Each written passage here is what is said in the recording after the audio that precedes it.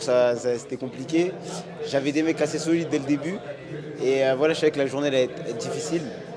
Donc là, il a fallu s'accrocher. Hein. Ça s'est joué dans la tête tout au long de la journée. Hein.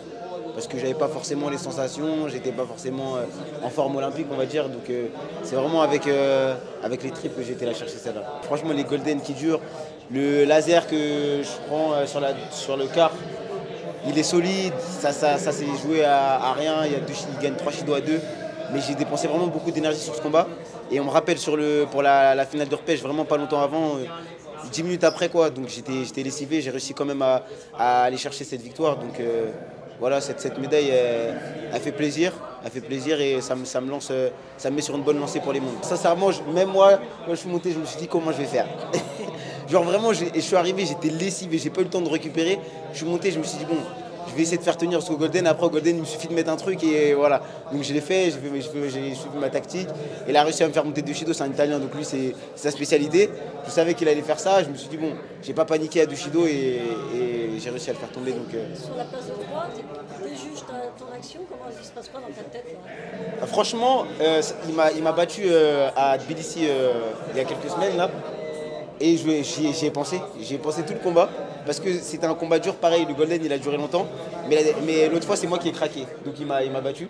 Et je me suis dit cette fois-ci c'est lui qui va craquer, c'est lui qui va craquer. Tout le match je me suis dit cette fois-ci je perds pas. Et voilà, je me suis accroché mentalement. J'ai vu que physiquement il baissait plus vite que moi. Donc voilà, j'ai été patient et j'ai réussi à l'avoir au bon moment. J'étais persuadé qu'il y avait Yuko. Quand ils l'ont enlevé, j'étais dégoûté. Mais après, je me suis remis vite dans le match, quoi, parce qu'il fallait aller gagner quand même. Et j'ai vu qu'il était quand même fatigué, malgré qu'ils aient enlevé le Yuko. Ça aurait pu lui donner un second souffle et se dire, ah, j'étais sur le point de perdre, finalement, j'ai des chances de gagner, donc il aurait pu. Mais j'ai vu qu'il avait plus trop de jus, donc j'ai enfoncé le clou, on va dire. Les gens, ils ont autant, voire plus, envie de me battre, en fait, donc ils mettent une intensité de dingue sur les combats. Comme le deuxième tour que j'ai pris, le judoka il était jeune, c'était un jeune judoka, donc forcément lui, quand il me prend, il voulait faire ses preuves, il était vraiment à fond, je l'ai vu dans son regard, il était très déterminé. Donc c'est sûr que c'est quelque chose de difficile à gérer au début.